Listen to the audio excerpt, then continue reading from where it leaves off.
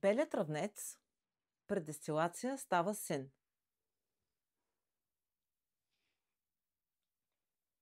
След като ви разказах вече защо го използвам вътрешно, сега ще ви разкажа защо го използвам и външно. Белият равнец е известен като билката на Ахил, защото Ахил е лекувал раните на своите войници с бял равнец. През вековете са наричали белия равнец тревата на войниците, защото се е свързали с символ на защита и бързо възстановяване. Белият равнец при дестилация става син. И точно това синьо вещество, което се съдържа в етеричното масло от бял равнец, има много силни противовъзпалителни свойства. Белият равнец обаче не е само маслото на войниците.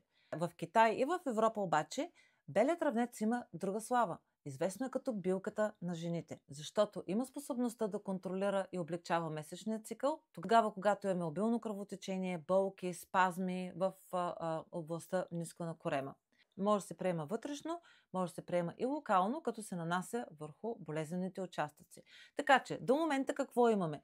Имаме възстановяване на рани, прорезни рани, силни кръвоспиращи свойства, облегчава болките, облегчава спазмите, подходящо е както за мъже, така и за жени.